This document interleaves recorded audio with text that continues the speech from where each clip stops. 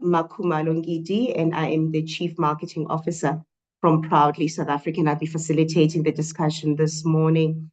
A warm welcome to all of our speakers this morning.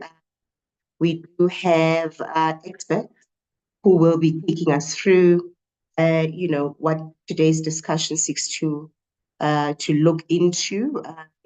Will be joined shortly when he is online, the CEO of Proudly South African, Mr. Eustace Mashimbe, who will be talking about the importance of localization in the context of the work that we do as Proudly South African, because we generally don't want to assume that everybody who engages us has a proper understanding of what our mandate is as Proudly SA.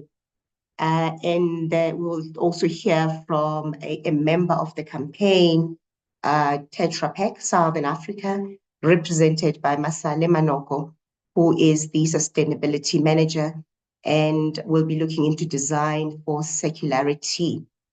And then we'll hear from Pet Mahlangu, who is the CEO of Pet on Brands, who will be looking into crafting of local brands and products. And we will then also look into an area around the circular economy in packaging waste reduction strategies. And Mr. Bill Marshall, the National Secretary and National Events Chairman of the Institute of Packaging South Africa, will take us through that. And then we will, last but not least, look into packaging and Proudly SA trade agreement with Loot Marketplace outline. We're going to be hearing from Loot and represented by Ryan Malagas, Assistant Operations Manager, as well as Luke Martin, a Senior Business Development Specialist. Thank you so much, speakers, for indulging us this morning, bright and early, to talk us through this important discussion.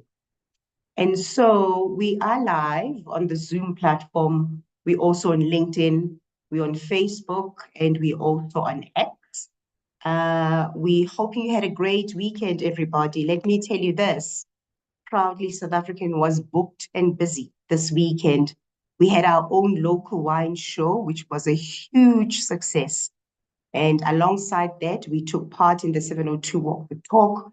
So as you can imagine, we were very busy doing what we do best, using different platforms to spread the localization agenda. In fact, in the context of today's discussion, the local wine expo that we hosted for 3 days over the weekend is a good, real example, a fresh one at that, where wine brands, we had about 30 wine brands, and proud to say 70% of those were women-owned brands, but these brands showed off, and as a result, sold a lot of stock, but showed off in the sense that, they took their packaging seriously. They really, in light of the discussion we have today, and like I said, it's a great example, or, I couldn't help but think back to what I saw at the, on the floor at the expo, and it is a perfect, so today's discussion is really a perfect fit. And so why is packaging brands so important? Packaging brands promotes product recognition, allows your customers to identify, describe, and differentiate items from similar commodities. The packages, different, colors, sizes, fonts, shapes, and graphic designs facilitate brand recognition, which occurs when consumers identify a particular product or brand by its own attributes. Some of that, there's a lot of reasons why packaging is important, but I just want to quickly, go through the three. Protection. The primary purpose of packaging is to protect its contents, obviously, during transportation, handling and storage, and all of that. Safety, is also of paramount importance. Attractiveness goes without saying, which is what I alluded to earlier on. Sustainability, usability, there's a long list. But, I have no doubt that all our experts online this morning will take us through some of the, critical areas that one as a brand owner should look into. And so, without further ado, please help me welcome Mr. Eustace Mashimbie, who is the CEO of Proudly South African, who will take us through the mandate of Proudly SA. Good morning, Eustace. Welcome. Good morning, Happy. Good morning, everyone. Thank you for having me. Thank you for the opportunity given to represent Proudly SA and to give a sense of what this campaign is about. We might be hosting this webinar, and assuming that everyone who's here understands who we are and what we seek to do. But I think it always helps to not make that assumption, but rather, give a bit of background. So I'm going to share my slides and in the process help take those who have joined us today through what the campaign is about, starting with the fact that if you think about the country and social standing in the country of the majority of our people, a lot of them are plunged into poverty, and a lot of it, if not all of it, has to do with the fact that a lot of our people remain unemployed. And so the gap between those who have and those who don't have, some in fact argue that that gap continues to grow because we remain the most unequal society in the world. And if you think of the unemployment numbers, the current unemployment rate stands at 32.9%. In fact, this was at the end of Q1 of 2024. And if you look at it in terms of the number of jobs that we ultimately need to create because of the number of people who are unemployed, looking at about 8.2 million people who are unemployed. But, that is not the expanded definition. The expanded definition includes those who have stopped looking and those who have other reasons for not looking other than being discouraged. And so you're looking at about 12 million people who are unemployed in this country. The youth remains the most affected. Women, especially Black African women, remains most affected. And if you think of an industry like the one we're talking about, packaging, which is part of the broader manufacturing industry, it has the ability to create much needed job opportunities for young people, for women as well. In the number of years that I've been here, I've had the benefit of doing a lot of factory visits. And in factories where there's packaging involved, you find a lot of women on the factory floors doing the packaging. And so that is an opportunity for them to then acquire job opportunities, but also some skills that they can then utilize to better their lives. And if you think of developed economies, the main sources of employment are not from government, but are actually from entrepreneurship. So both small businesses and big businesses have a role to play in creating new job opportunities and ensuring that those jobs that exist are retained. Up to 90% of jobs in those economies come from small businesses. We are lagging behind. We only, it's estimated, according to the OECD June 2017 SME report, that SMEs in this country only contribute to about 45% to the GDP. And so if you think of an industry like this, which is labor intensive, and when I say industry like this, I'm talking, packaging, but also manufacturing broadly, with packaging just as a subsector and as part of the value chain, the extensive value chain that is involved in manufacturing. It used to play an important role in the creation of jobs in this economy. And as far back as 1994, you used to have a contribution as high as 21% to the GDP made by manufacturing, and dropped to a low of between 12 and 13% currently. And so we have to get this industry back to where it needs to be. And in getting manufacturing to work again, you need packaging. And so it's one of the important industries when you think of the value chains involved in all subsectors of manufacturing. A good example of what I thought we must look at today, it's a case study that I really like. Been using it for a few years because I think it demonstrates how extensive a value chain in manufacturing can be, is the furniture industry. So this demonstrates the impact that imports have had on the furniture industry. We used to have 3,500 factories manufacturing furniture in the country, reduced to 1,100. We used to have about 50,000 direct jobs created in this industry. Now, if you look at the 20-year period between 2000 and 2020, we only had 25,000 jobs. So half of those jobs that we had created in this industry have been lost, and we've lost about 2,400 of those factories that used to employ our people. And the reason why I keep talking about value chains is because I want to demonstrate the fact that when an industry suffers, like the furniture industry has suffered, it's not only the direct jobs that are lost in the furniture making business. It's not only the company that makes furniture that loses their jobs, and that is the 25,000 direct jobs that I spoke about, but there are indirect jobs that are lost.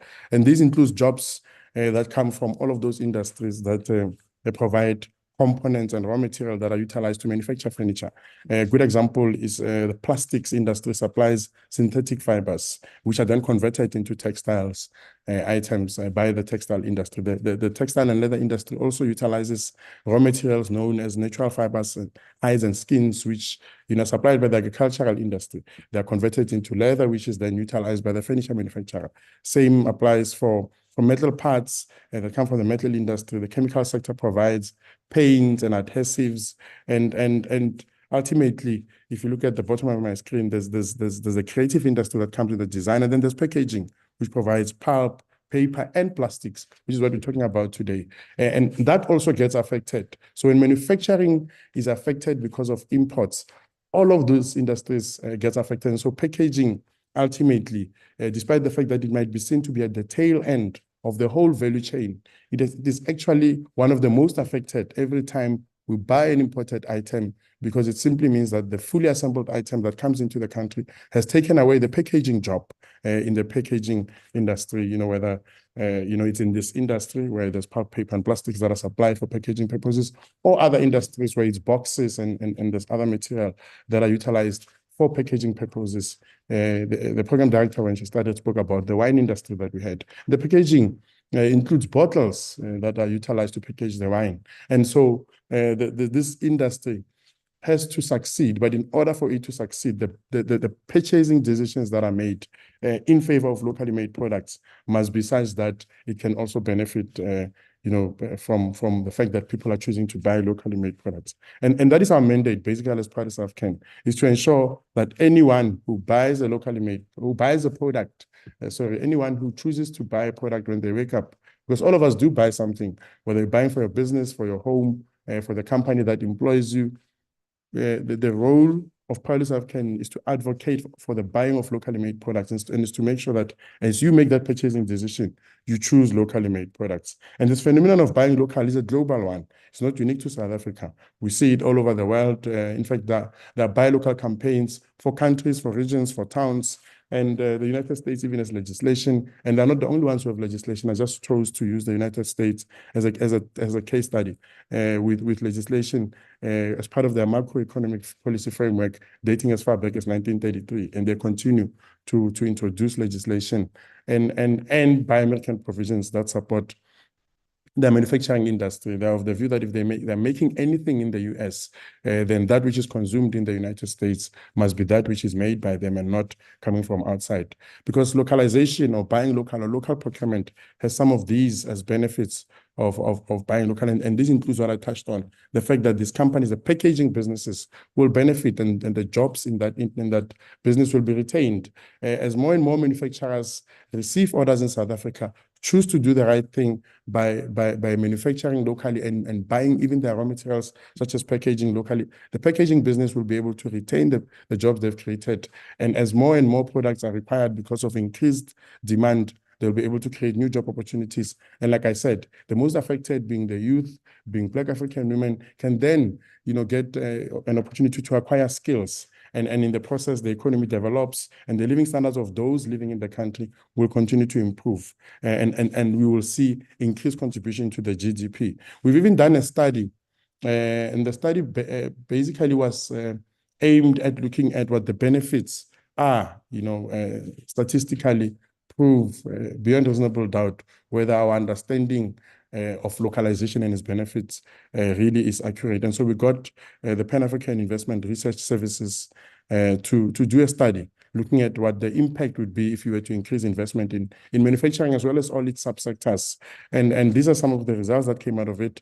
If you invest 10% in manufacturing because of increased demand, because of increased buying of that which comes out of our manufacturing sector, you will see a 13% contribution to the GDP. You will see 9% increase in fiscal revenue, which is what government requires as a result of an increased tax base. There'll be more of us paying taxes, and so government will have more at its disposal to be able to render much needed services to all of us. You will have at least 75,300 new jobs created in manufacturing itself, together with also all its subsectors. But because of the multiplier effect, when manufacturing does well, like I said, the value chains extend to other industries. You will see 11,500 jobs created in mining and another 10,000 jobs in agriculture, which are part of those industries that provide the raw materials that are required in this industry. And so our focus areas as Policy South Africa looks at who is buying in the public sector, what are they buying? There's now a Public Procurement Act, which is going to strengthen the work that we do as Policy South Africa, because those sectors that are designated for local procurement have to be supported. Whenever government buys anything that is designated for local procurement, they have to buy it locally. And our role is to educate procurement decision makers, is to help them buy local, including in the private sector. And I'll show you quick examples before I conclude of what we are doing in the private sector and the successes we've had in that regard. We also seek to educate consumers to look out for the country of origin label. If the packaging has a label that says made in China, and you buy the product and you take it with you, it means you have created jobs in China. And equally, if it says made in South Africa, you know you're creating jobs in South Africa. And the role of Policy South Africa in this regard is to ensure that as we educate all of the sectors of society, we make it easy for them to access and find locally made products and buy them. And I think this is one of the most important slides. Every time you come across a product that carries the Policy South African logo, you're going to hear from Tetra Pak later, and they will show you how they utilize the logo on all of those products made in South Africa that they package. For all of those manufacturers that affiliate with us that make their products locally, you will see that they utilize the logo, prominently on all of the packaging material, simply telling the consumers these four key things. The first two being that the product is made in South Africa. Every time a company wants to affiliate with us, we take them through a vetting process, and the flag. The use of the colors of the flag on our logo tells you that the product contains local content, in that it's made in South Africa, and even the raw materials and components utilized to produce that product are sourced in South Africa. There are instances where these are not available in South Africa, and so we do allow our members to bring those into the country, but it's dependent on whether there's availability or not, and we definitely do not allow finished products to affiliate with us. So it must be a product that contains local content and contributes to the economy, because when you do the value addition, or when you convert the raw materials within the borders of South Africa, you are creating job opportunities. Secondly, the tick in the logo tells you that the product is of a high quality nature and complies with the quality standards set out for that industry. If it's a food product, it must comply with the food safety standards as well as other prescribed standards for that industry, so that consumers have the assurance that what they are buying is a product that is not only made in South Africa, but is of a high quality nature. Lastly, products that affiliate with us are made by companies that comply with the labor legislation of the country and that help us preserve the environment. I'm going to quickly skip this because I don't necessarily have a lot of time, but I want to talk about, in the context of our mandate, the role of Policy South Africa. If you think of the business support ecosystem, every business operating in the country wants access to all of this funding, support mechanisms to help them grow productivity, ways in which they can protect their IP and their trademarks, and all of that which you see on the screen. But the most important piece is businesses want access to markets, and this is access to markets for existing products. But as Policy South Africa, we also provide support to new products, to new entrants, to transformed entities, to ensure that they are able to compete and get significant market share that exists for the products that they're rendering, so that they can stay in business. And so some of the ways in which we do that is we find third parties that have existing e-commerce platforms. We help our products get listed there, whether you are targeting to sell to consumers, whether you're looking for opportunity to sell to other businesses as B2B platforms. When the program director spoke earlier on, spoke about what we did with the local wine expo. That is an access to market opportunity given to companies that affiliate with us who are in that industry. So we do a lot of sector-specific initiatives. We have our own flagship known as the Buy Local Summit and Expo, where we showcase up to 26 different industries, products coming from up to 26 different industries, from smaller items to large industrial components and machinery, renewables included, and anything you can think of, poultry, furniture, sugar, and all of those are showcased with the intention of making sure that we link our guys through a matchmaking program with buyers and those who will give their products retail space. And in the private sector, I said I would give you a quick example of how manufacturing plays in the space. And if you look at what you see on the screen, these are commitments that we have been able to secure in the past from the private sector, where the privately owned banks and privately owned schools and hospitals have given us commitments to buy their furniture locally, have given us a commitment to buy, their uniform, promotional material, stationery, medical equipment, medical devices, some pharmaceutical products, and medical technology-related items locally, as opposed to buying them without giving consideration as to where the products come from. In the automotive industry, we have been able to secure commitments supported by the master plan for some components that go into the cars that are assembled in South Africa to be sourced in South Africa.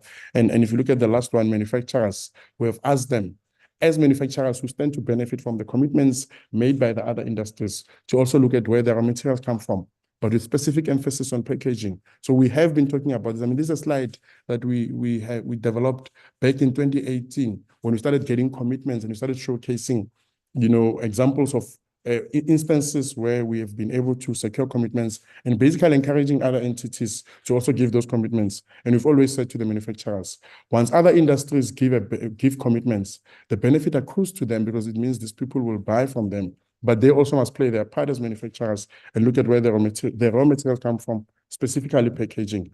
And so I want to quickly go towards the end of my presentation and demonstrate, or not demonstrate, but rather play for you an ad that talks to the current campaign that we have out there, where the role of Proudly South African is further entrenched, hopefully in the hearts and minds of South Africans through a campaign that uses the voices of the children who are appealing to you as purchasing decision makers to consider their future and consider it by ensuring that the kind of economy that is going to be passed on to the next generation is one that we can all be proud of.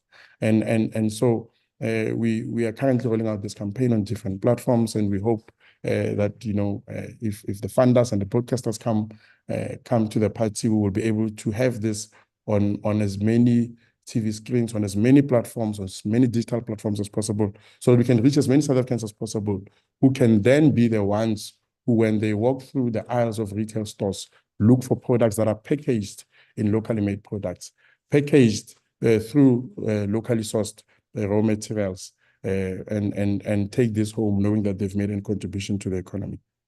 There's a voice that is calling, loudly calling, day by day, the voice of the future.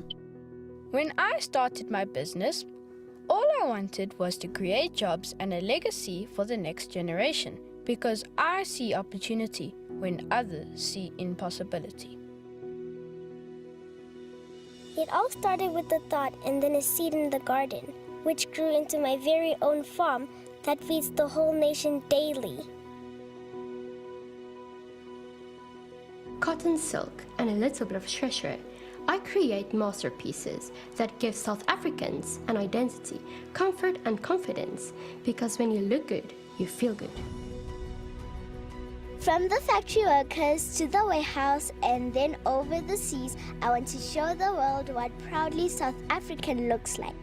It all started with just some ink on paper and inspiration to bring people together. With my furniture, I now help create spaces that are beautiful, comfortable, and authentic to human light and connection. I've always been driven by curiosity. It fueled my dreams to create automobiles that accelerate our nation into greater possibilities and the beauty of the unknown. I was born into a rainbow nation. My life has been full of colors and mixed flavors.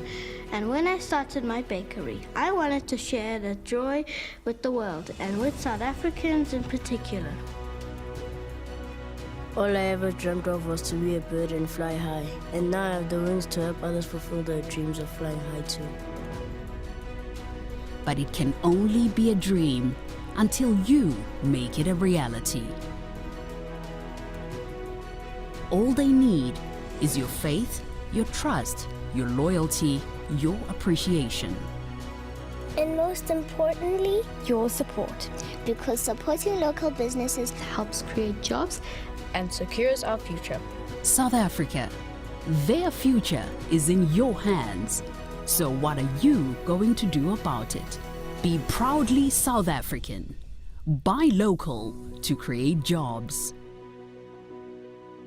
And that is our appeal to you, buy local to create jobs. I always try and preempt what might be asked later in the webinar. And so one of the things I preempted is the fact that someone might ask what it takes to become a member of Proudly South African, over and above going through the vetting process. We charge a membership fee, and it's 500 rands per annum, excluding VAT, if your company turns over less than 5 million rands or up to 5 million rands. And the maximum that we charge for membership fee is 100,000 rands, and that is for companies with a turnover of 100 million rands and above. If you want to become a part of the campaign, contact us 011 327 7778 or write to us info@proudlysa.co.za, and the easiest is to go to our website proudlysa.co.za, go to the registration tab, and you will then find a tab that will enable you to register your business with us so that you can become a part of the campaign, and you can help us grow the economy. Thank you very much, Program Director. I appreciate the opportunity given to me this morning. Thank you. Thank you so much, CEO, much appreciated. And I'm hoping that many of the people online, those who, did not have a clear understanding of what Proudly South African does, what its overall mandate is, they have a better understanding presentation, your insightful presentation. For those of you online, whichever platform, would like to any clarity on what the CEO has presented, or you want to know how to join the buy local movement, whatever the case may be, you're most welcome to send your comments and or questions on the Q&A tab on the Zoom platform, or on our socials, where the webinar is currently live, on X, on Facebook, and on Instagram. Thank you. Please welcome on the podium Masale Manoko, the Sustainability Manager from Tetra Pak Southern Africa. And Tetra Pak is a member of the Proudly South African campaign. You will have heard from Eustace Mashimbie, who spoke about what it takes, or to be a Proudly South African member, or how to go about it, as we are a member-based campaign. And Masale Manoko is going to be talking about design for circularity, and much more, obviously, in the context of what we are this morning. Welcome, sir. The mic is yours. Thank you so much. Thank you very much. It's a pleasure to share this platform with you and share the progress that Tetra Pak has been having in terms of design for circularity, and also what we are doing to build on the circular economy for cartons in South Africa. I'm just going to share my presentation. So, who is Tetra Pak? Tetra Pak is a world-leading food processing and packaging solutions company. We work quite closely with all our customers as suppliers and other partners to provide innovative solutions in terms of food. As we operate in more than 160 countries, our mantra is to make sure that we make food available and safe for everyone everywhere. So our biggest area is basically these vital cogs that I'm sharing with you now. Sorry. Can you see the presentation? Yes, we can. Okay. May I please request that you put it on presentation mode? Is that possible? It should be.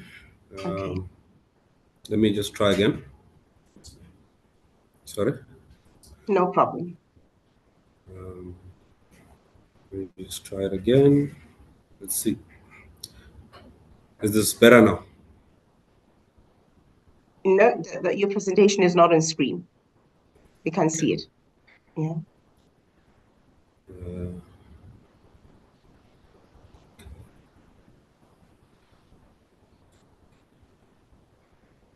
No? There we go. Perfect. Please Okay. go ahead, sir. Thank you. At least we've sorted out the technological gremlins. Okay, as I was saying, that Tetra Pak has got vital three cogs of our business.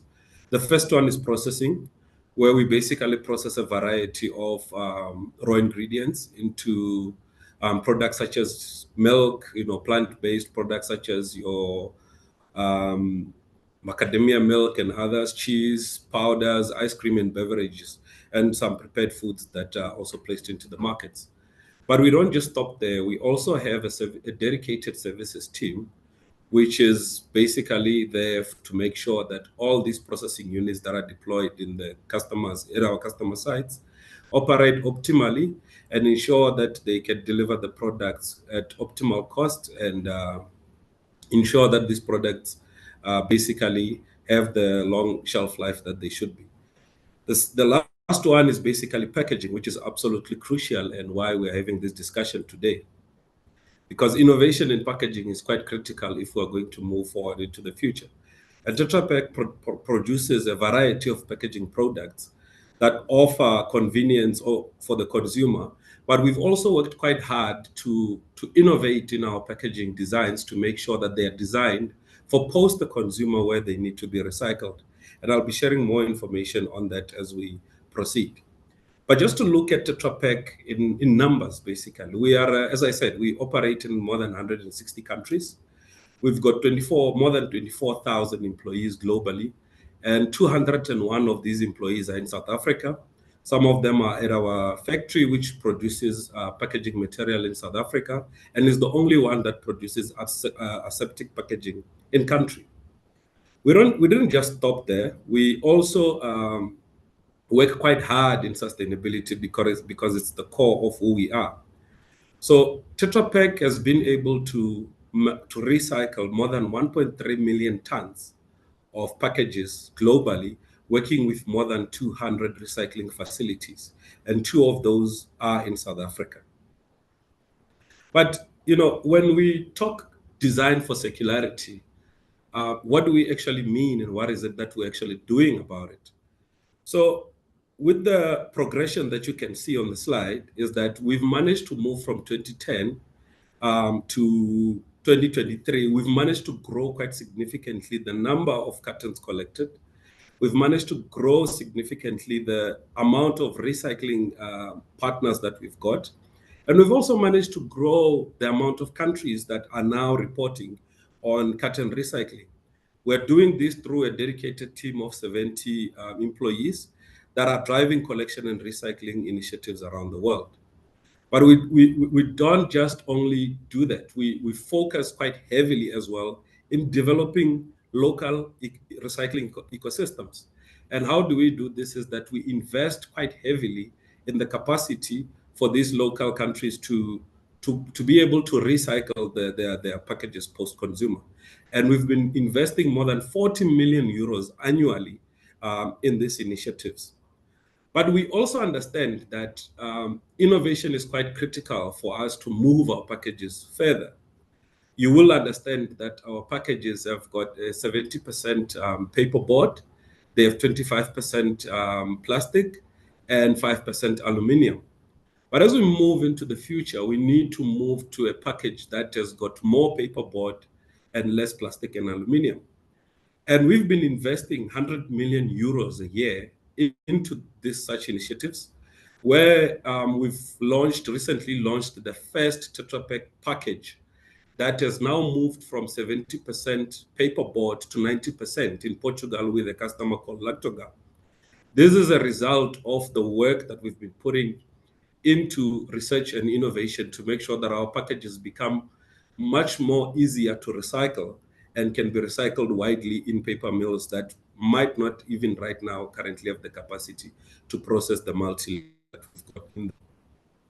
But there are a couple of things that need to work together. We cannot only just focus on the design component of it. But currently, as it is, our packages, when collected, go to the paper mills where repulping happens. Take it as a giant blender with boiling water. And what happens to the packages in that pulper is that they are separated into three key components.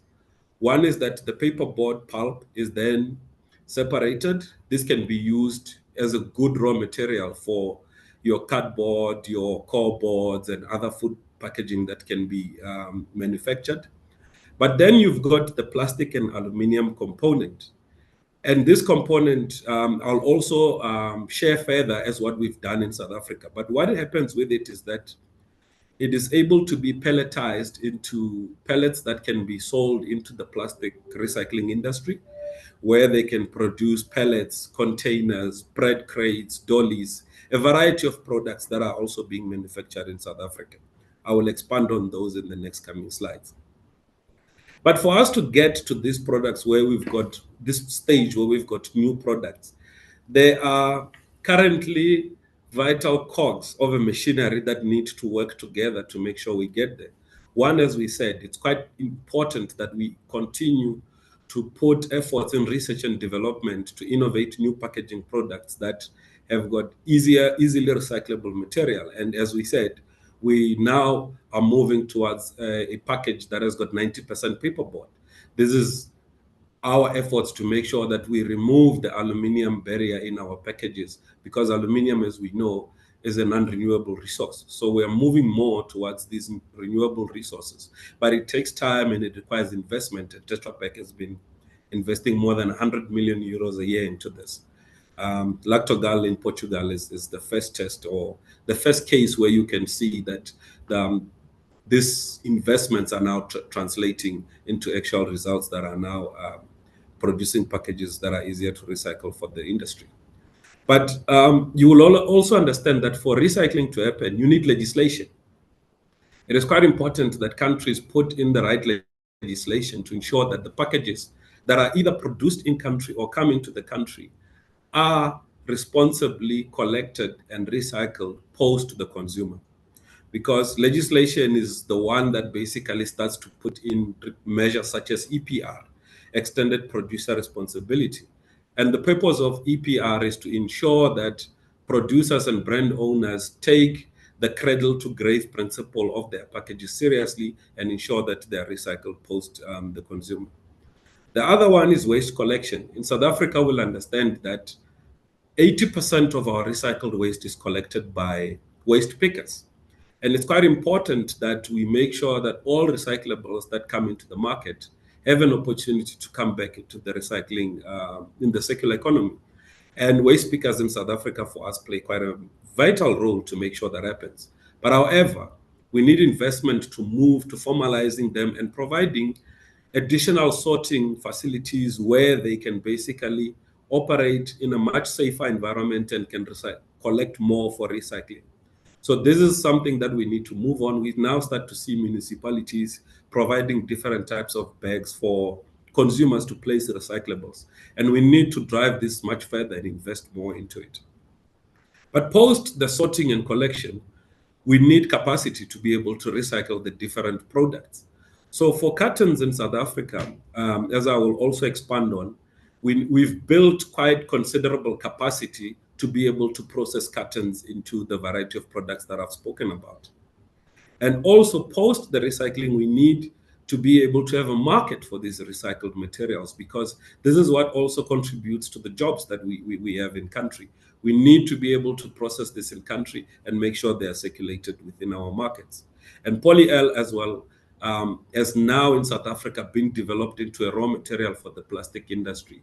As you will see in my further coming slides, that we've managed now to integrate it into the raw materials for recycling in South Africa.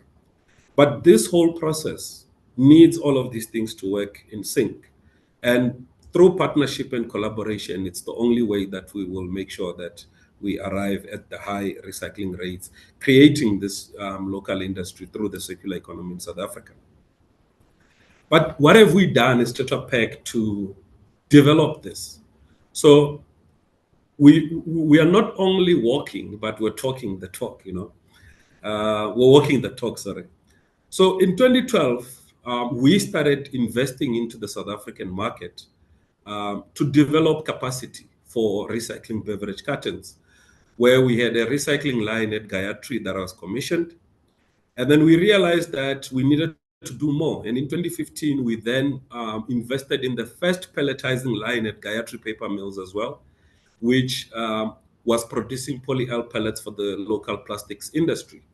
But it didn't just stop there. We also saw Impact Paper Mills, which also produces paperboard for the South African market, come online and invest into a plant that would also recycle cartons in the country. And we were quite very supportive of that process when it started. We then in 2019 realized that we need to start formalizing ourselves to have responsibility as an industry. And we then co-established the first voluntary EPR association, and this came into effect in 2021. But then at the same year, we also went and invested in a technology that would produce pellets, because in South Africa, our market is dominated by wooden pellets. But we invested in a technology that would produce these pellets out of our recycled polyol that comes out of our cartons. You will see some images of that. And in 2022, as polyol utilization in the market was growing, we then also went back to Gayatri and automated their pelletizing plant and increased the capacity to about 300 tons a month, so that all these people that needed this raw material would be able to get it in real time. We then joined PETCO, which was traditionally a PRO that was working on PET, and now they administer our liquid board packaging EPR scheme in South Africa. And working with them, we've been able to grow carton recycling, as we will show in the next coming slide. But we didn't just stop there. As we saw that polyol is growing quite significantly. Last year, we approved an investment of 10 million into a plastic furniture manufacturer here in Johannesburg that will be using polyol to produce outdoor furniture and indoor furniture from recycled plastics. And this will be launching quite soon in the coming years. But we also understand the value of catching our kids young in terms of educating them about sustainability. And we're running a campaign called Choose to Recycle, which started in the Eastern Cape and now is spreading nationally, where we work with schools to educate them about collection and recycling of cartons and provide some nice prizes for the schools that ultimately collect sufficient volumes. But as the CEO of PSA alluded to as well, when we develop our own value chains locally, we create jobs in South Africa. And through these efforts that we've been putting into the market, Tetra Pak and PETCO this year deployed 11 graduates from the environmental space that are now deployed in the 9 provinces of South Africa to work with buyback centers on a key account basis. This means that they work with all the waste value chain to make sure that cartons are collected, to make sure that where support is needed is provided in real time so that we grow our efforts much more quickly. But they don't just stop there. They also work with waste pickers and co-ops that exist in the communities in their provinces to make sure that we support them as much as possible and capacitate them to grow from there. And this translates into what you see in the graph in front of you, because in 2022, the government legislation, although was not mandatory at the time, was saying that we should collect 10%. And we contributed to 4% of that recycling target. In 2023, we went from 4% to 8% as the targets keep on growing by 5%. But the culmination of our investments and efforts in South Africa, as we're driving it quite hard, resulted in us realizing a recycling rate of cartons in South Africa of 30% by June 2024. This recycling rate is calculated on the basis of what we place on the market and what is collected and recycled through our contracted paper mills. So we've been able to lead the charge for carton recycling in South Africa. We've invested quite heavily into the circular economy, but we continue as well to innovate and create packages that are made for easy recycling, also providing convenience for the consumer and long life, shelf life for the products that they contain. So we not only have focused on these things, but we will continue to do this and invest in the South African circular economy to make sure that we grow it as much as possible. It is the only industry that doesn't have much barriers to entry. And I think that with our efforts, we will play our part in contributing to a much more sustainable future for the South African recycling industry. I thank you.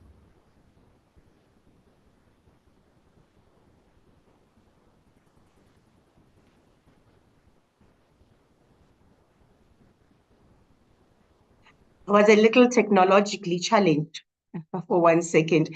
Thank you, Mr. Manoko. Much appreciated. Thank you so much for taking us through some of the, inroads that Tetra Pak has managed to, to achieve and to do rather. Thank you so much. I'm just checking if you have any comments or if there's any questions and comments from anyone online.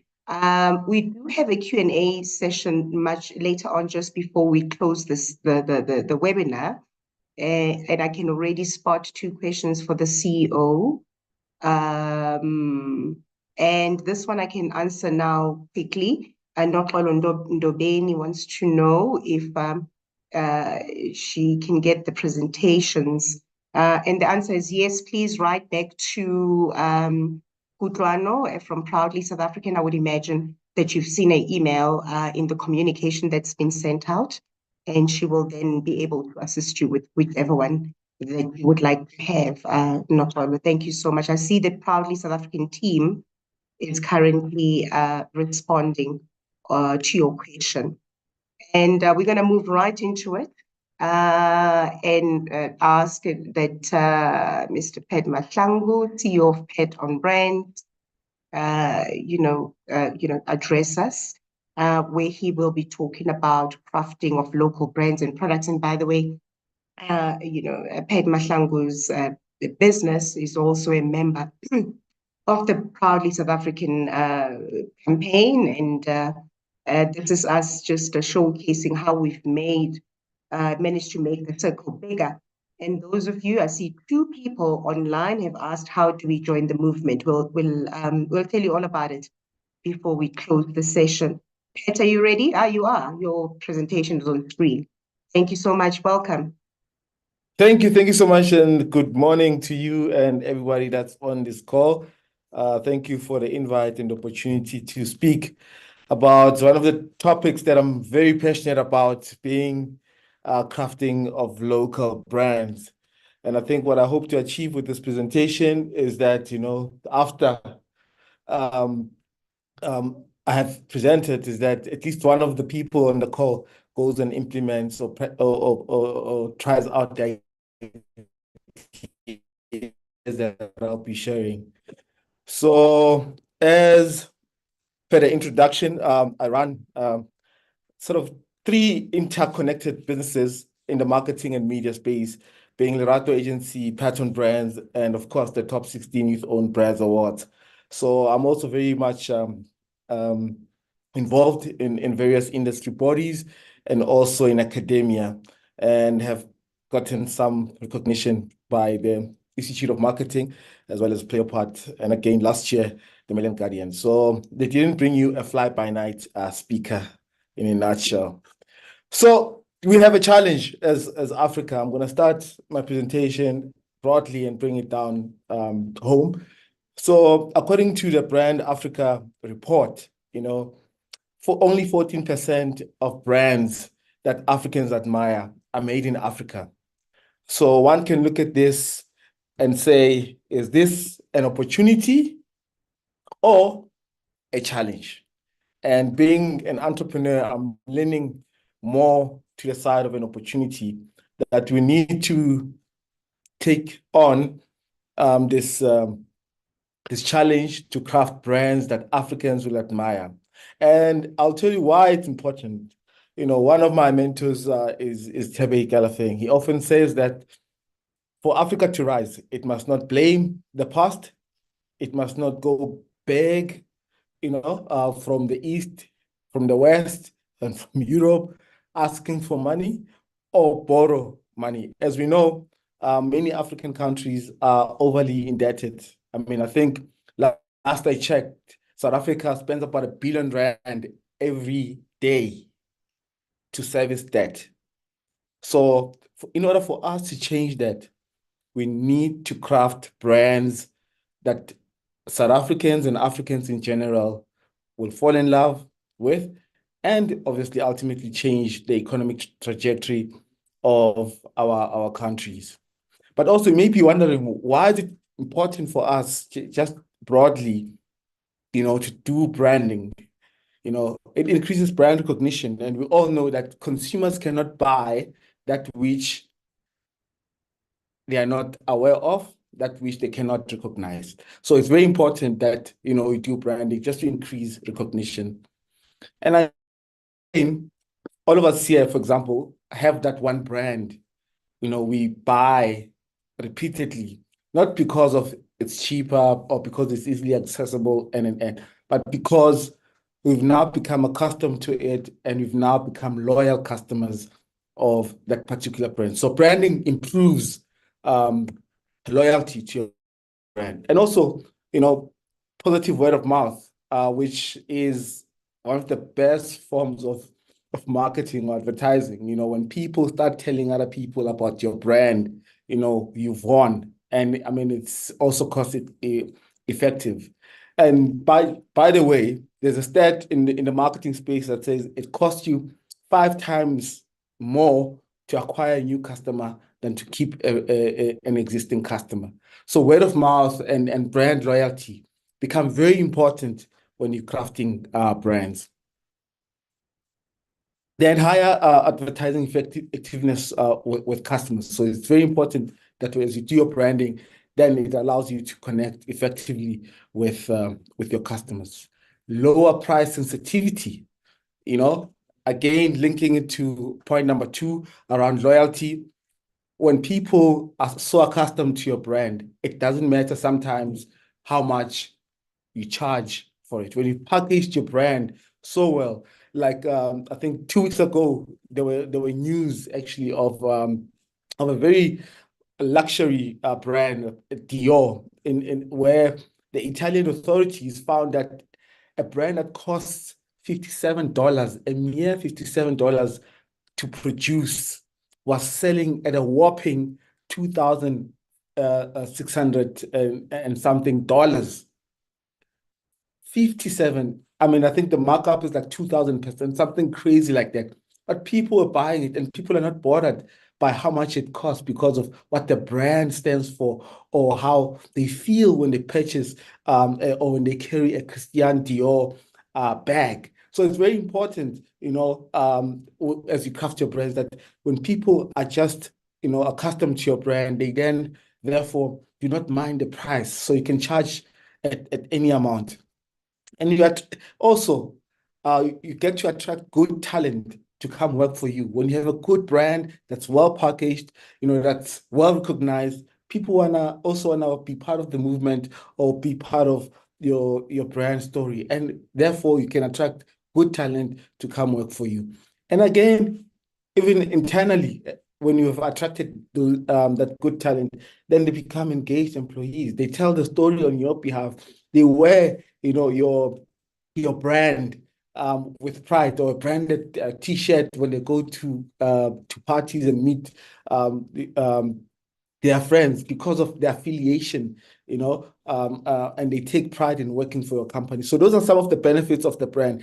And I think you might have seen this picture just really sums up, the power of branding, whereby you have an unbranded coffee that costs $1.65 versus, a Starbucks coffee that costs over $3. And really, again, it speaks to the power of branding. Whether we can argue in terms of the value and the taste and all these other profiles that we can look at, but what Starbucks has done is that they've packaged themselves so well, even the environment in which they sell their coffees, that it doesn't matter if an average coffee costs 2 times less than what they charge. But this is their power. of branding. Also, 60%, according to an Australian marketing body, it says that 60% of consumers will choose brands they recognize and trust, right? 60% of an average consumer will buy a brand that they recognize and trust. Again, it speaks to the power and the benefit of building brands. So now you may be sitting there and you're like, okay, Pat, we hear you talk about all these benefits of building, of building brand or of branding. So how do we go about building brands, or how do we go about crafting these local brands and products so that, we can have South Africans buying our brands? So I've coined what I call the 5 C's of crafting local brands. I promise you, if you apply these, you'll start to see a difference in your brand. The first one is creativity. You cannot boil your way to building an excelling brand, a brand that people would be proud to affiliate with.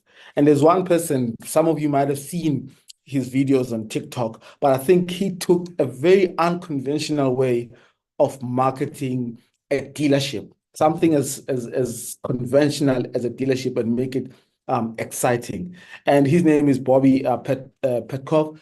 And I'll just play a short clip of how he goes about using social media and other channels, to sell his cars. What's up, guys? Bobby Petkov here from Midmac Motors, and today I'm going to tell you about a 2021 Polo GTI. Come with me. Now, before we get to the car, let's discuss the drivers. Normally, these guys have 2 cell phones. Now, ladies, if you're dating one of these GTI owners and you're wondering where the second cell phone is hidden, it's normally here, or over here. It's not there, it's probably back at his mom's house, because with an installment this high, he probably still lives with it. Now, normally, a Polo GTI interior, especially the driver's seat, is always as brand new. Why? Because they normally weigh between 45 and 55 kgs, including the frosty tips on their hair and a half a kilogram of gel. Volkswagen have thought of everything. That's why they gave you a DSG gearbox, because you can only do 2 important things at a time. First one, hold the steering wheel and hold the door in place. So why did VW make this back window so big? Let me show you. Because this is where you order from the drive-thru. Streetwise 2. So how do you know if somebody went to Grey College, Office, does CrossFit, or is a vegan? Just like you know if somebody drives a GTI. They tell you. Yeah. So I mean, he could have taken the VW spec sheet for that Polo GTI and read it, but instead he chose to take a very creative way of highlighting some of the key features of the car, using humor as well. But when I say creativity as well, it's not only limited to humor. I know there's always a temptation that for one to be seen, or for one's brand to be seen as creative, is to come across as being humorous and. There's various ways you can use emotions, to connect with the consumers. Then the second C is collaboration. I mean, as the African proverb goes, if you want to go fast, go alone. But if you want to go together, if you want to go further, go together. And I think that's the power of collaboration. Like, for example, on the picture, what you see on your left, maybe probably you're right, is a picture of one of my favorite, I'd say, collaborations, that we've seen recently in South Africa, where 2 proudly South African luxury brands, came together, and collaborate and produce this great product.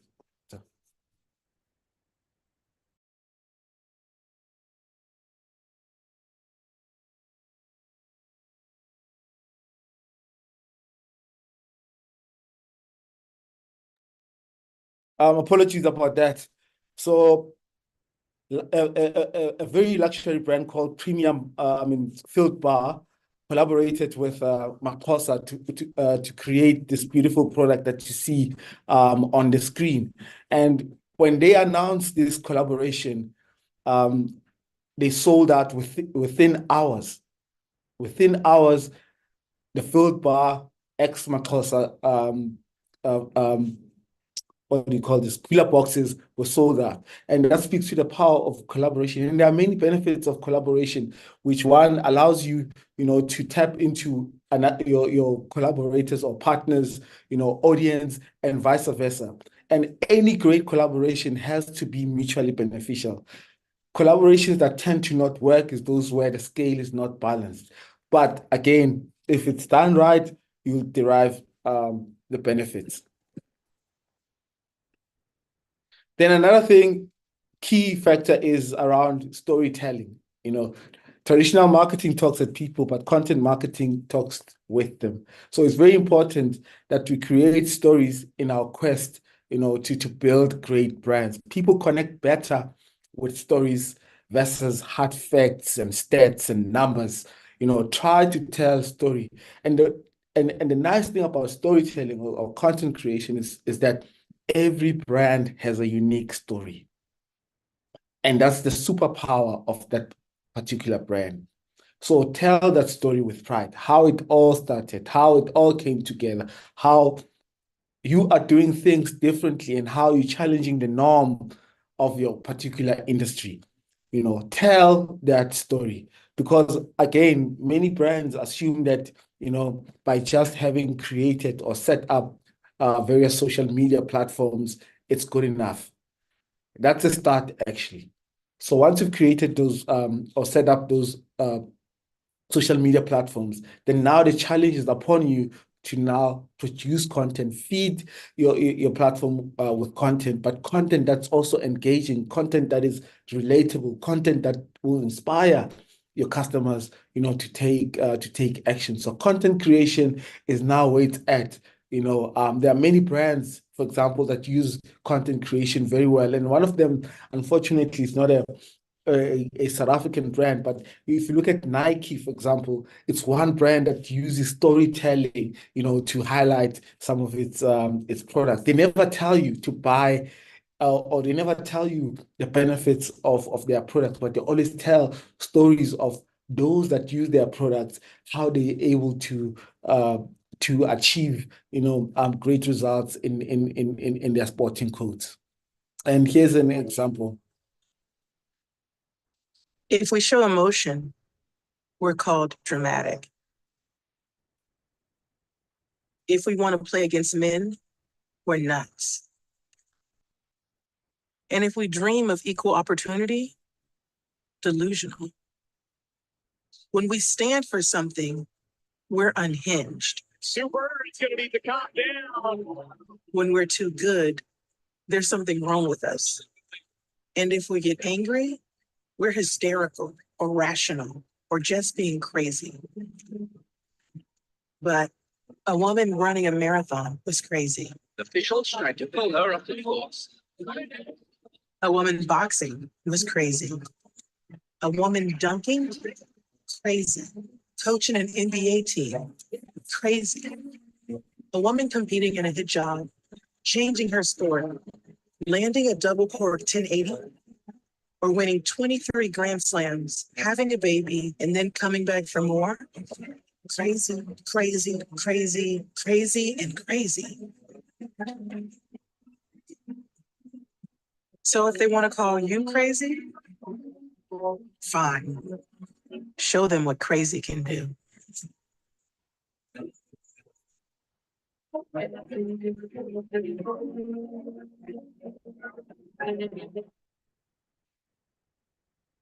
Yeah, that's what Nike does very well, which is to tell stories and highlight, their athletes, and ultimately, I'm pretty sure every single one of us that was watching that video, were somewhat inspired or felt a certain emotion. And that's the power of storytelling, connecting with the consumer. And the fourth C is consistency. Consistency is very important when you are building a brand. And I think for most parts, for example, especially SMMEs, the common mistake that they tend to make is that they don't apply their brand, for example, CI. Actually, most of them don't even have CIs. They don't invest in their CIs. find a brand on Facebook, it speaks and looks in a particular way. When you go onto Instagram, you swear it's a different brand. When you go to LinkedIn, you swear it's also still is a different brand. And there's no consistency, there's no common thread that ties everything together. And that's where most brands sort of tend to fail, right? So consistency is very important when you are building a brand. Like I'm pretty sure right now, if I mention the color red, there are a couple of brands that come to mind already, in your head. When I say yellow, I'm pretty sure you're thinking about MTN. But what MTN has done very well is that over the years, they've managed to consistently, use that particular color and never interfered. And somehow now it has become synonymous with yellow. And also continuous learning and improvement, The thing is, I like what Peter Drucker once said. He said, we now accept the fact that learning is a lifelong process of keeping abreast of change. And the most pressing task is to teach people how to learn. Right. So as we build our brands, what got us here today is not what will get us to the next level. So it's very important that you continuously seek, to learn about the current dynamics in our market, how consumer preferences are changing, and be able to adapt, and become better and improve on our offerings. And this is the bonus C, which I'd like to call culture.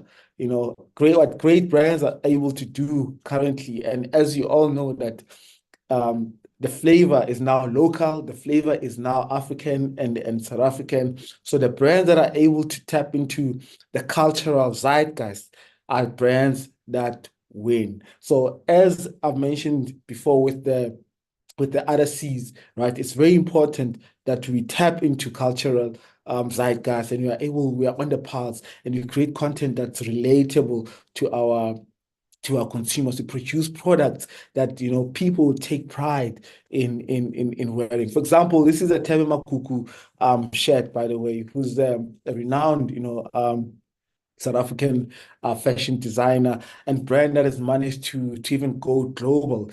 In fact, just last Friday rather, Time Magazine named his shop, which is called the Tebe Makuku House in Hyde Park, as one of the 100 places to visit in the world, not just in South Africa. So if you have time, please go on Google and Google the name Tebe Makuku House and get the address and go there and just have an experience of your life, Again, experiences. Then, this was Rich Mnisi for Sichonga or Shangan culture, to produce the South Africans were up in arms when the Shipelana was selling for about 60,000 rands. But again, it is the power of tapping into cultural zeitgeist. And I think if there's anything that us South Africans are not short of, is a rich culture, and that we can tap into as we tell our stories. That was the last C, the bonus C, and thank you for your time. I hope you learned something through this presentation.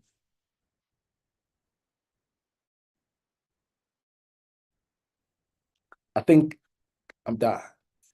I'll be happy to take any questions, if any.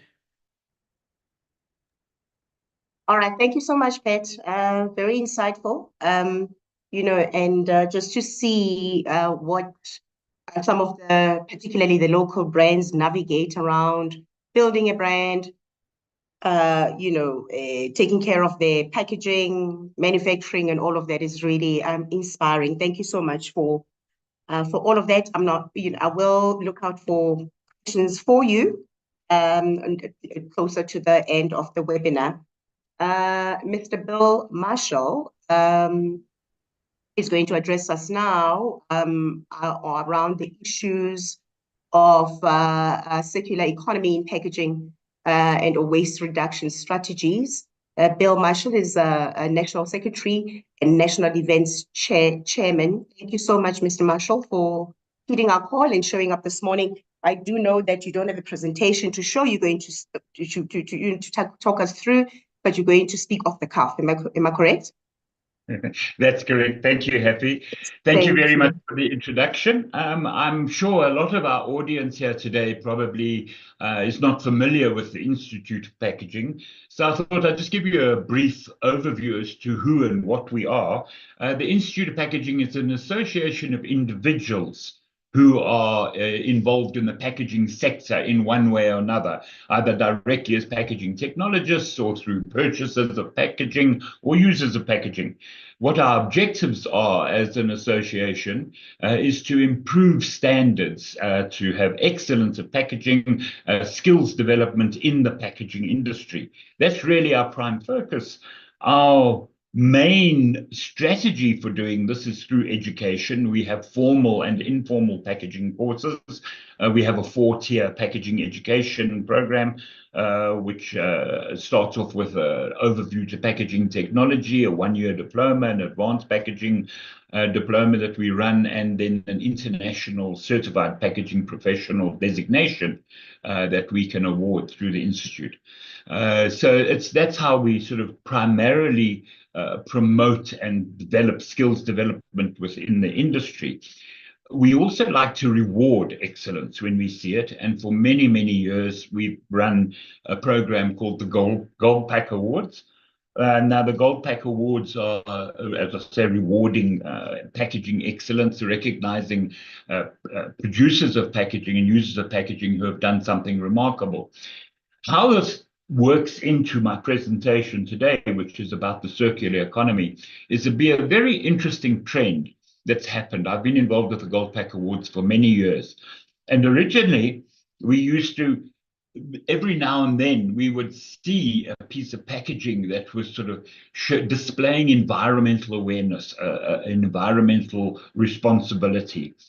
And we would reward that. We had a special award for sustainability or environmental awareness. What's happened over the years, this has become more and more of a benchmark. In fact, we have stated recently that we cannot reward or award any packaging that is not environmentally responsible or is not displaying responsible packaging trends. So this was in our Gold Pack Awards, which is a big program of ours, in that no longer is the issue of environmental sustainability and the circular economy just something that we pay attention to now and then. It's a basic premise that we have to look for. It's more than just a social awareness now. It's legislation. In 2021, the EPR, that's Extended Producer regulations, were published by the Department of Forestry, Fisheries and the Environment. And from then, producers of packaging have to register. They have to register with any EPR scheme, a recognized EPR scheme, or producer responsibility organization. The premise of it is, if you produce packaging, you are responsible for it forever. You have to, one of the earlier speakers were talking about from cradle to grave. We like to extend it to say from cradle to cradle. It's a perfectly circular economy that we are wanting to see that packaging not end up in landfill in any way whatsoever. That's quite a high ideal, and it needs a lot of cooperation, a lot of effort through the industry to actually achieve that. Producers of packaging, as I say, need to register with an approved EPR scheme or a PRO, and they pay levies. So now you're paying levy for the substrate, depending on the substrate, whether it's plastic, paper, metal, glass, you are paying for that. And within those substrates, you will pay different levels of levies, depending on how difficult it is to recycle or to collect your packaging, to prevent it from going to landfill. So those levies now become a part of the cost of packaging. So it's very important to us as an industry to make sure that we're producing packaging, that we're designing packaging, we're creating our packaging that's as efficient as possible from a sustainability and a circular economy point of view. That puts a big responsibility onto the industry in terms of how we're going to go about collecting this. And what has developed in this country, and it's exciting to see that our estimate is there are more than 60,000 informal waste pickers. These are those incredible guys who you see going around our city streets and our towns on their trolleys, and they are collecting the packaging and the waste to take it into a material recycling facility or to get it to the recyclers. These guys are informal. They're making a living out of it. But this is, in this country, there's no formal separation at source. There's no legislated or enforced separation at source of our waste that we're talking about in the home or even in the industry, that we are forced and committed to doing it. The responsibility for this then falls on the industry, on the packaging producers, and on the brand owners as well. This responsibility, it starts off by, we need to design and construct our packaging responsibly. We need to select our materials, select the way we design our packaging, that it actually will become suitable and efficient in the recycling and or collection stream. But more than that, we also now have a duty to inform and educate the consumers what to do with that packaging once it's fulfilled its primary use, its function through its sales appeal, its branding, its protection qualities, its transportation, all the other functions of packaging. We now need to actually demonstrate and educate and inform the consumers as to what to do with the packaging. So this brings another burden onto the designers in terms of communication on the packs, not only in the construction of what that pack should be, but how do you handle this? We don't, as I say, have a formal separation at source.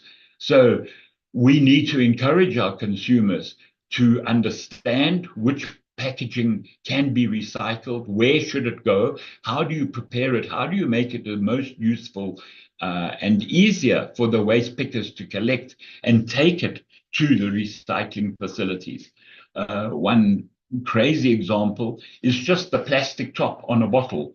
There's a movement now within the industry to tether, in other words, attach the plastic cap onto the bottle so it doesn't become separated. Because you can imagine these little caps that are not attached to the bottle, how much effort there is involved for the waste picker to get that cap and to collect it independently. They're making a living. How many times must they bend over a day to go along and pick up one little cap? And for how much money are they going to achieve for it? If as an industry we establish the routine, the regime of attaching the cap, so when you open your cool drink bottle, the cap stays connected and stays in the bottle. When the waste picker picks up the empty bottle, they're collecting the cap as well. Little examples, little things like this are going to make an enormous difference as to how we can actually prepare and make it as efficient as possible for this recycling industry and for responsible packaging and for the circular economy. In order to facilitate this, the industry, through Packaging SA, created a booklet. It's an interactive booklet that's available on their website called Design for Recycling Guidelines. The Department of Forestry and Fishery has also adopted these guidelines as their guidelines as well, as for recycling guidelines, to help producers of packaging in the selection and the construction and the design of their packaging to make it as efficient and as suitable for recycling as possible. So if you are involved in the production of products, of brands and of packaging, I suggest you seek out that Design for Recycling Guidelines booklet. As I say, it's available on Packaging SA's website. And it's a very simple booklet to use. If you're, in instance, looking for glass packaging, you click on the index. It's all interactive. Click on the index of glass. It'll take you to the glass section and explain why and how different colors of glass have different functions, particularly in PET. The man from Tetra Pak talked about they're part of Petco. They're very efficient in terms of how their recycling guidelines are working as well. And in PET bottles, it's big issues as well in terms of what colors, what labels that can be used to make it all work better, to make the circular economy work for us in the total industry.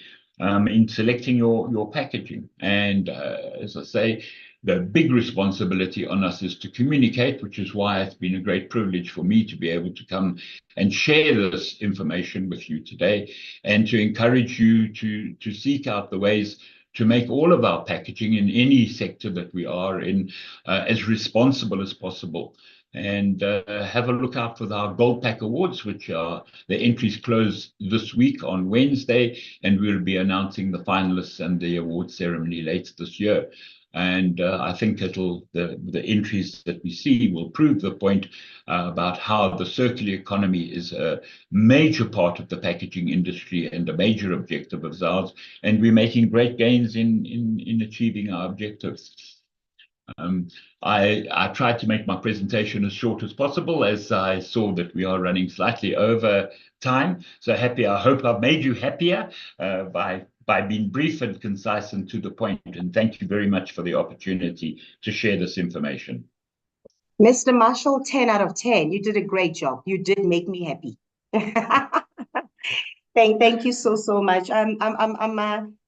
Just quickly to say that it's interesting to see there's a whole award program that happens for those brands that do the right thing, looking into the environmental awareness, sustainability, responsible packaging. And thank you so much for sharing that, because this is what we call brands investing in themselves.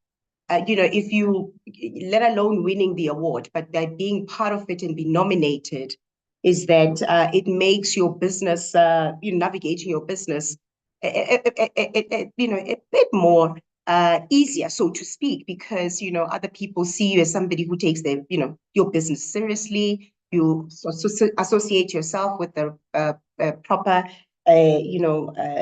entities and all of that. So thank you so much for sharing that information with us. I do have one or two patients free. I'm not too sure if you're still here for the rest of the session. There's only one, presentation happen, and then I'll come back to you if you're still here. Thank you so much.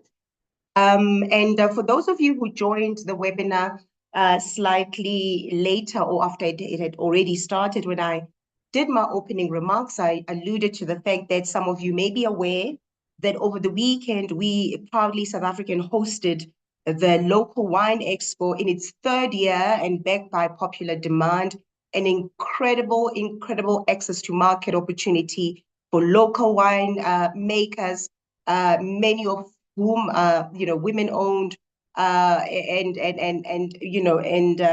great to, it's such a heartwarming feeling to know that they were all sold out. They had a great trade over the past 3 days, but most importantly is the fact that consumers walked in. They had about 27 brands to engage with and to decide which wine they want to buy. And it was clear that over and above the platform we created as Proudly South African, which was very world-class, beautifully done, very classy, very beautiful stands and attractive stands, the marketing that went with it. But what the individual brands did, their packaging was incredibly important for them as well.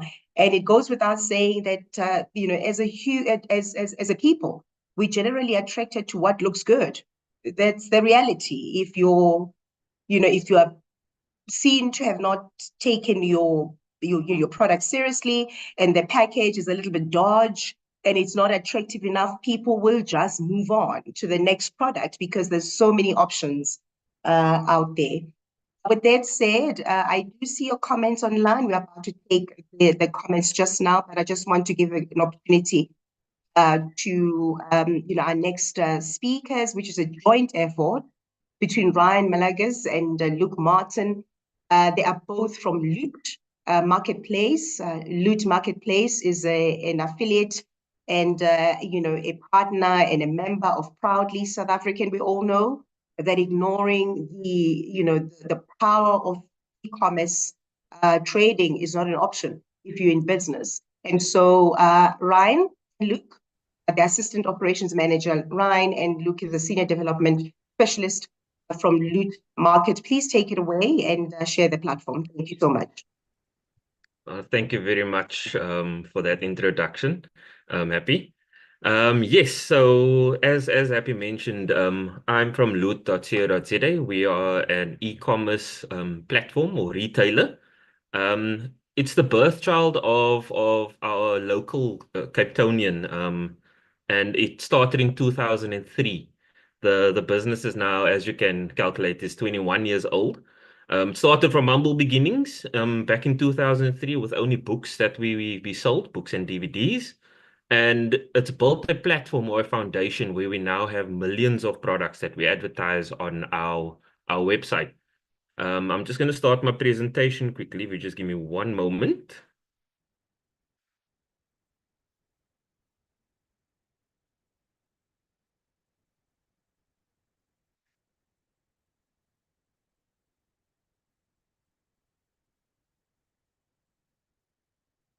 Okay. So yes, that was just a brief introduction on Loot itself. So like I said, we've got millions of products that we've now built our business around. It's through various categories and industries in looking at home, lifestyle, kitchen, fragrances, baby, and so many more that we've built from the books.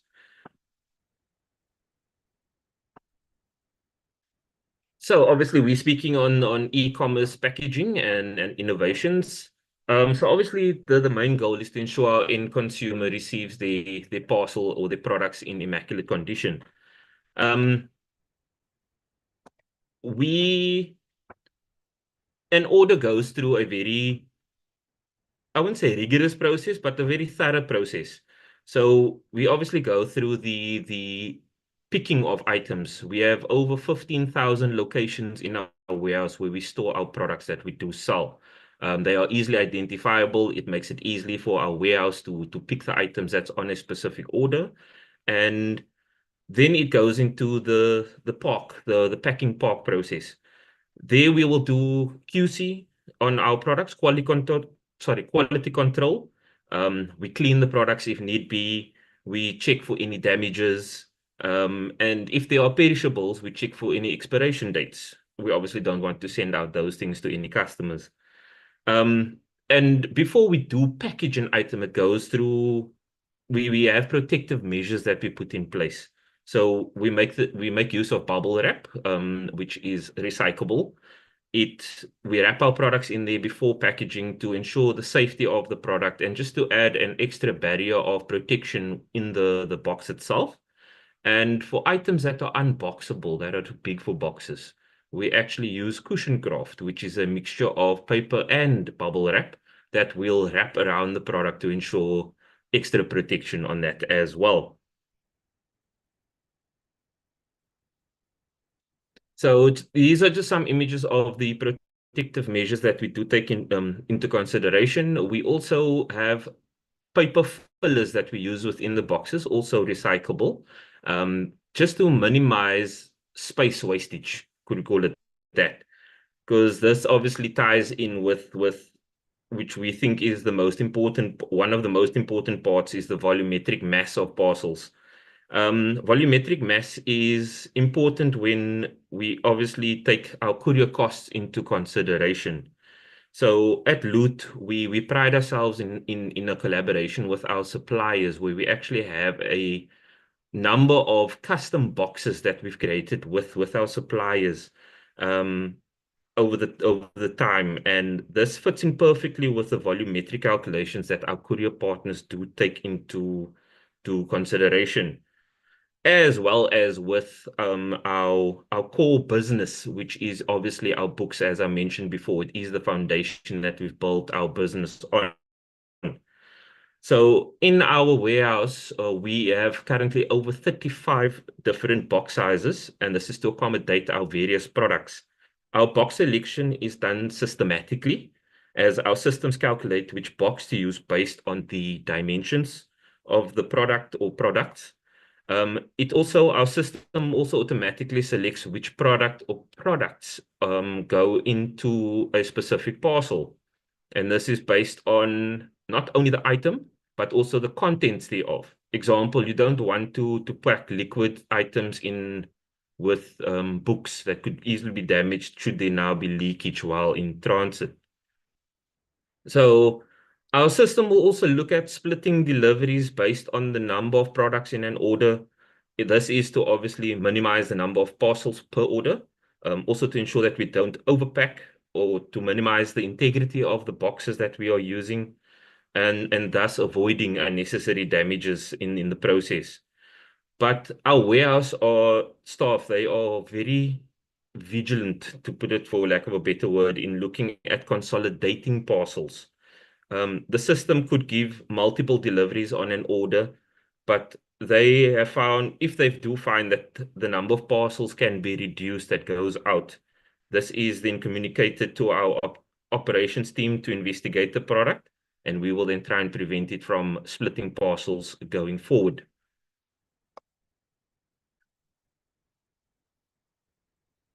So these are the images of some of the boxes that we do make use of. And like I said, with over 35 boxes, we try and accommodate for as much product as possible. It's also something that we are always looking at bettering. So we always in talks with our suppliers to come or to bring to the table more boxes that we could add to our, I won't say repertoire, but to our arsenal, so that we can be more efficient in terms of packing parcels. Because at the end of the day, you want your parcel to go out to your customer in the best condition and for them to receive it in that same condition it has left your warehouse as well. So we're always looking at protective measures. We're looking at ways of minimizing waste. We look at ways of just making things easier, not only for ourselves, but for the consumer as well.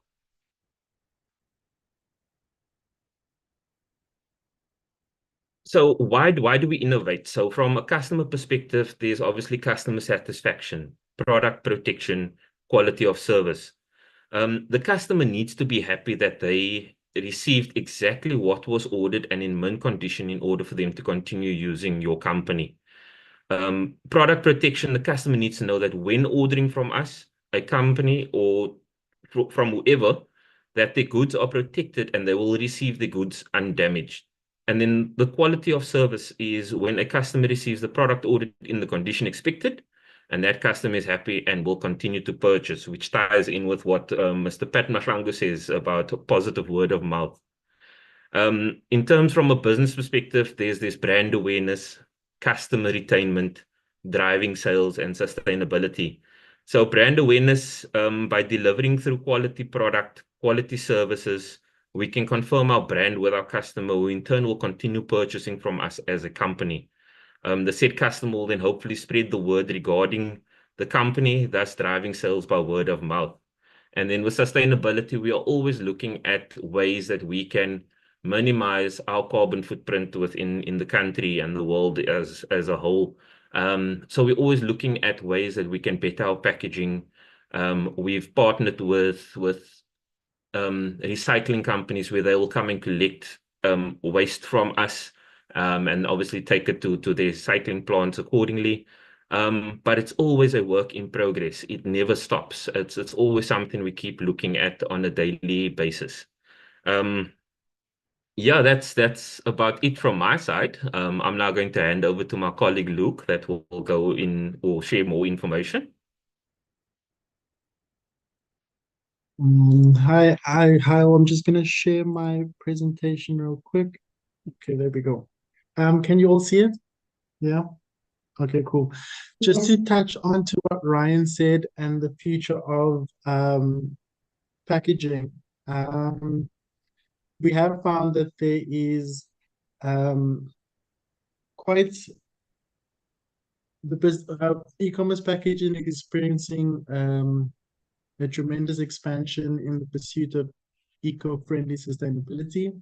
customers are not really choosing the retailer based on the merchandise, but also on elements like packaging innovations, eco-friendliness, customization, and instructiveness.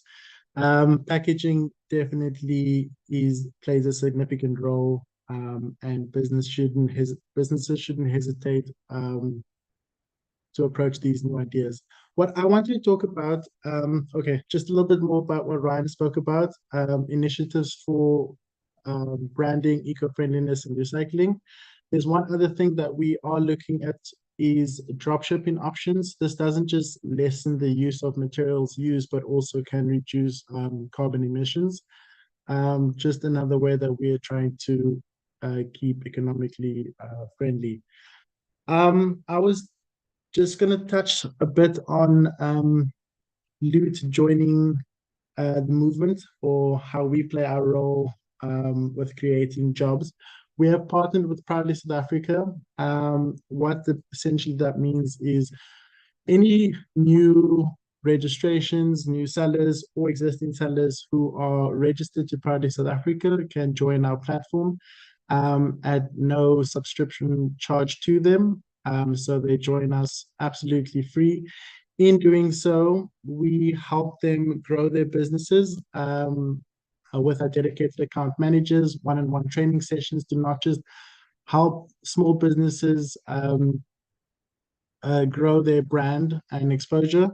So yeah, no subscription fees. There will be a dedicated landing page or storefront for all our Proudly South African members on our website. And this will just help in additional marketing and brand exposure of these small businesses. Something that Eustace was talking about is bearing the Proudly South African logo. On our products, on our website, we have a little badge where, you know, it stands out. This product is Proudly South African, it's properly vetted, verified, and you know, there's a quality behind it that Eunice was talking about as well. And that's quite a unique feature, and something that we also trying to do to play our part in developing small businesses. This will help boost local businesses, create brand exposure, and also develop skills for small businesses entering the market. That's just our partnership agreement with Proudly South Africa. We have brought on quite a few members, and we have had quite a few one-on-one training sessions with them, and it's been really, really great. And just learning about where they've started. Something that Pat is also talking to us about is about, you know, the journey, the story, where they've come from, and we just playing our part to better them, and you know, push their brands out there and expose their products in the best way that we can. The one new initiative that Happy and quite a few other people also mentioned was women-owned businesses. So I really love the wine expo that you guys attended, and it was very insightful that a lot of them were women-owned businesses. Something that we try to promote for next month, for Women's Month, is Loot's marketplace for all our sellers are for new sellers, existing, and sellers who would like to join us. We have a reduced monthly subscription fee to join our marketplace. All in all, we're creating a storefront for you know, woman-owned businesses where we can. It's just a dedicated storefront showcasing their product. Exclusive promotion campaigns, and also dedicated account managers to help them, you know, list their products in the best way, and also to, you know, create awareness for their brands. If anybody does want to reach out, marketplace@loot.co.za, they can contact them or simply pop me an email directly. I can talk to you guys more about the initiatives that we are doing and how you can join us and be a part of our little journey with Proudly South Africa and women empowerment.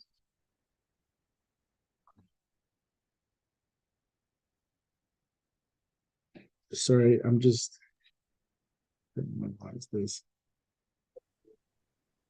Thank you so much, gentlemen. Much appreciated. Thank you. Yours is also a partnership or an association that makes perfect sense, between Proudly South African and Loot. Thank you so much. Were you trying to close your presentation, Luke? I am. It just went very And the small. gremlins I know are with dealing all with these you. Yeah. this platforms for social engagement. It's one time you Zoom, one time you Meets, one time you. So you just got to have all Yes, the elements. If people are I talking. Apologies no for problem this. at all. Don't worry. As I'm you just try to figure it out, I'll go. We've got about 15 minutes or so before we close the session, and there's quite a lot of comments on the Q&As. And to our audience, please do not be upset if I don't get around to reading each and every comment and question. I'm navigating Zoom, Facebook, and LinkedIn. So I'll try my best. How can we join the buy local movement? Black Ethiopia was wanting to know. I think you may have missed the CEO's presentation. He did, share this information. I'm not going to call him back online. I'll quickly just say to you that please go to our website and click on a tab that says membership, and they will assist you accordingly. But I do see on screen that the Proudly South African team is responding to your question as well.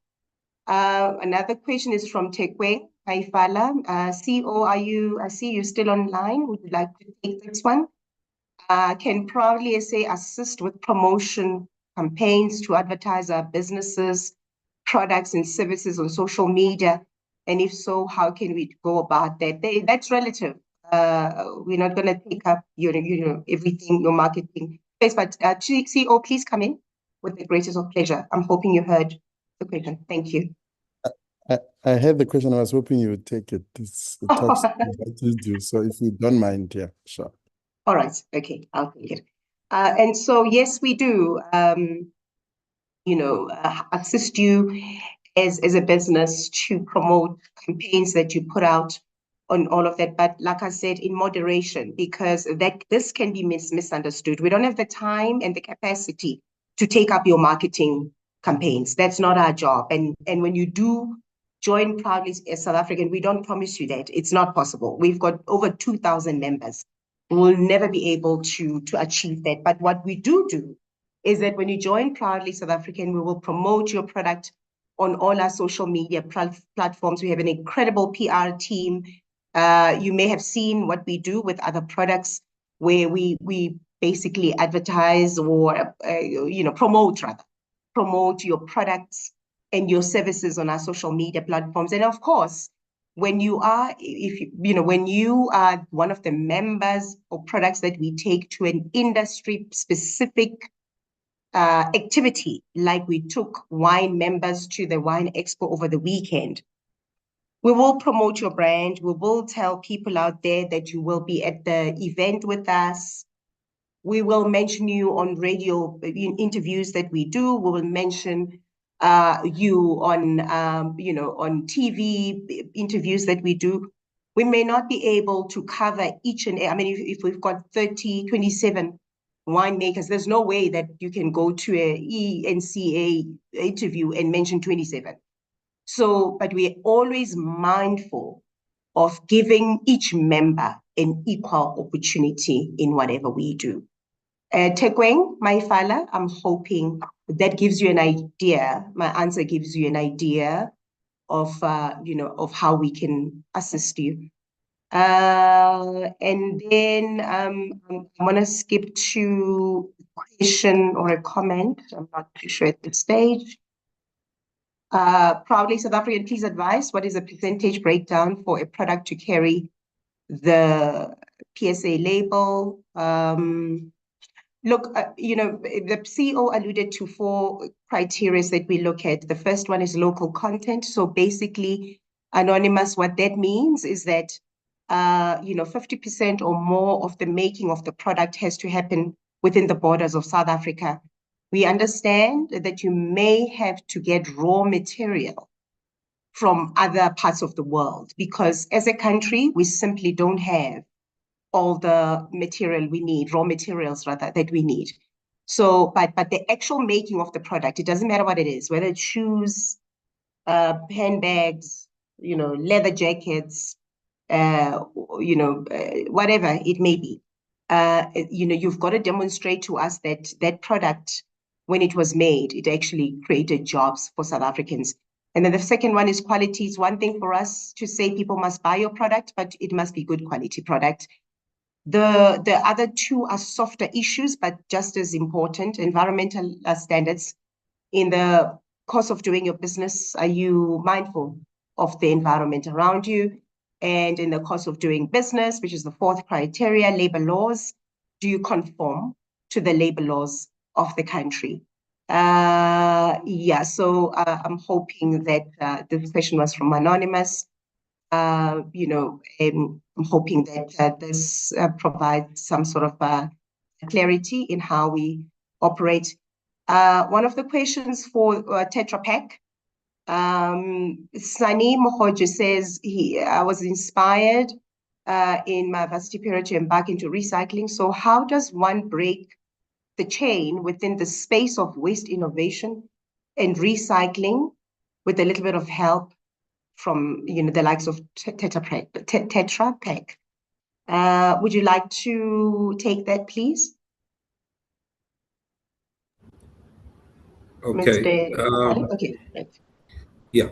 So basically, in waste management, as I said during my presentation, there is no barriers to entry. So the key is just to start. So for anyone that wants to get into the sector, the key thing is to find where you can find your recyclables and also find a buyback center closer to you that can buy the recyclables that you collect. But if they need further information, as I've said, is that they can go to our website, post the queries there, and then I can attend to them directly to give them further support in their respective areas. Thank you so much, Mr. Manoko.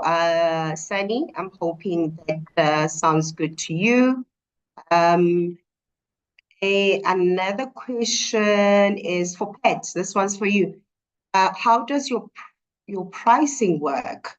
Do you have different prices based on the size of the business or rather where the business is? I'm not sure price in what context. Pat, you may have a better understanding than I have to this question.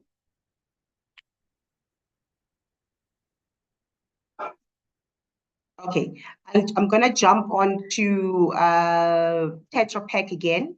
Malina Majaji wants to know, does Tetra Pak produce hair care cosmetic packaging or is it only food and beverage? Tetra Pak is, okay, thank you for the question. No, we're only involved in food and beverage packaging. Okay, and I see there's quite a few people online who has a similar question around skincare packaging solutions. And so what I'm going to request is that anybody who's online who may be aware, any of the speakers who may be aware of an entity, including Proudly South African, an entity that does packaging solutions for skincare, please share. Amazing expo yesterday, says Kia Mohetzi. We process and produce fragrances as well and recruit up-and-coming entrepreneurs. The business is slowly growing and would like to join Proudly SA. What is the process? Okay, I did respond to this question earlier on when somebody else asked how to join the campaign. Proudly SA team, please provide an answer here. And then I'm a member of, okay, great. Sorry. I'm looking for a question from somebody else. Pat, somebody's asking for your details. Please share them, or they can email Kutlwano at proudlysa.co.za, and we will then share Pat's details. Mr. Manoko, would your recycled packaging material be ideal for wrapping chocolates? Please go ahead. No, I think when you recycle paperboard, there are various uses that it can go into, but I'm just not sure about the legislation about wrapping chocolates using recycled paper. So I'm not at liberty to give an answer to that because I haven't seen it. But she can send me an email through our website and I will try and find more information on that. But I haven't seen it being done before because of food safety regulations. All right, thank you so much, Mr. Manoko. So here's your answer. Mr. Manoko will try and get information from you. Please make contact with him and he will provide you with information.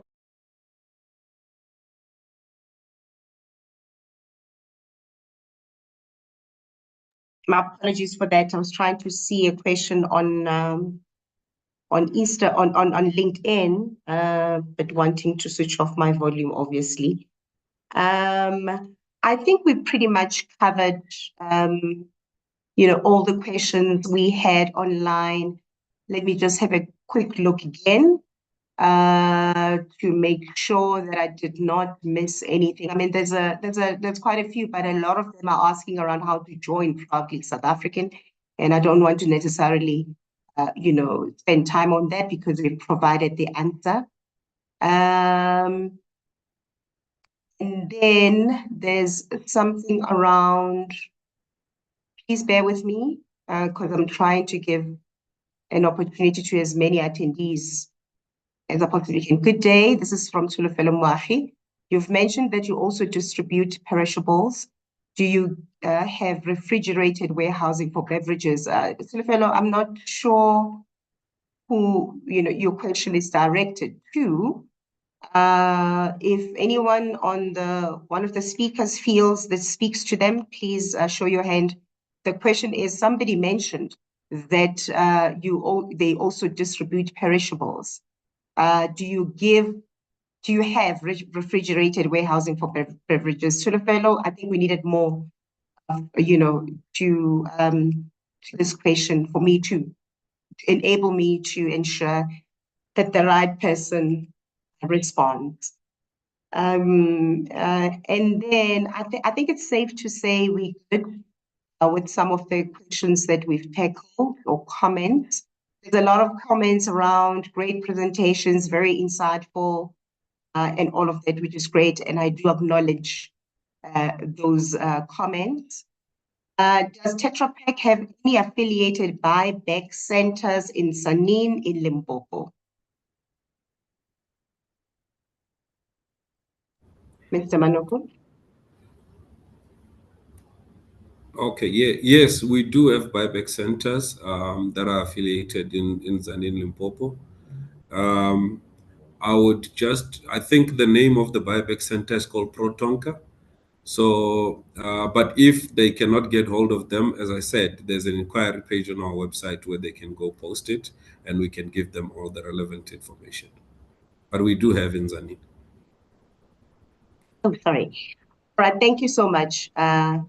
Manoko. One more comment, which is my last one, from Adrienne Cohen. Any chance that Proudly South African could possibly organize a similar webinar specifically relating to skincare and cosmetics?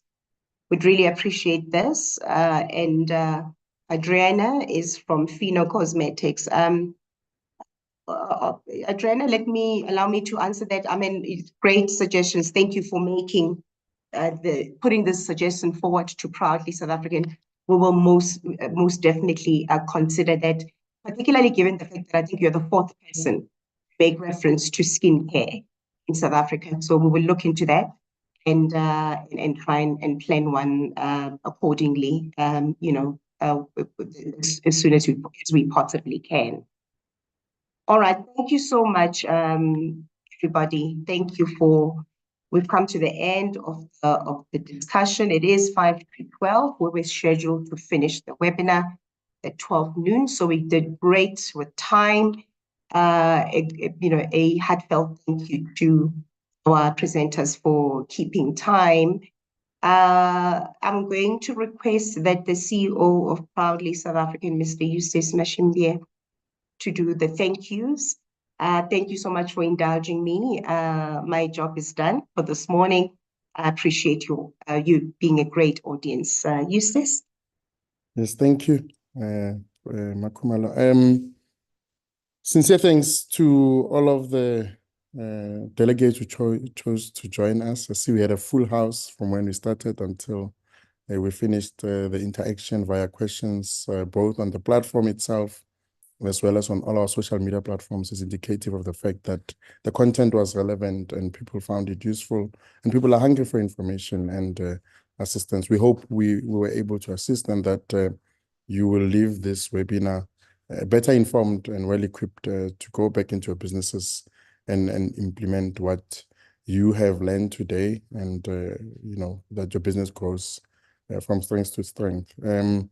Also, a sincere thanks to all of our speakers, Tetra Pak, represented by Mr. Masale Manoko, a member of Proudly South African. Thank you very much for, you know, your presentation, as well as shielding as many questions as you had thrown your way. And I hope people do go to your inquiries tab on your website, and they do ask all of those questions, and that as best as possible they can be assisted.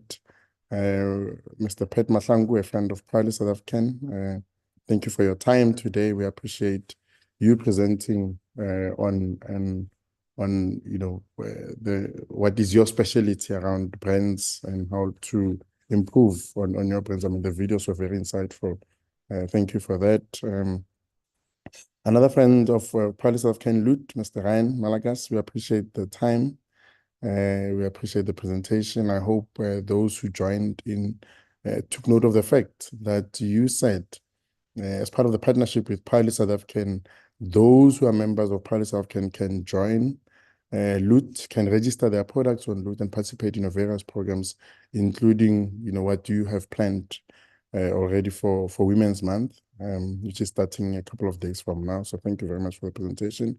From the Institute of Packing South Africa, Mr. Bill Marshall, thank you. I appreciate you know, the presentation that you gave this morning, and Mr. Luke Martin as well for your time, and that joint presentation was well received by ourselves as Proudly South African. We hope the delegates also will take away what you presented with them, and they will benefit from what you shared. To our program director, Makumalo, Mrs. Happy Makumalo Nkiti, thank you very much for guiding us this morning, following many days of hosting a flagship event that required a lot of your effort. So thank you that you could wake up and do this for us. We appreciate it. To the team at Proudly South African who put this together, very insightful, great topic, great conversations. For anyone who wants to join, just to reiterate, go to our Proudly SA page on our website, proudlysa.co.za, and go to the membership tab, join us, follow us on all our social media pages, and become part of the movement.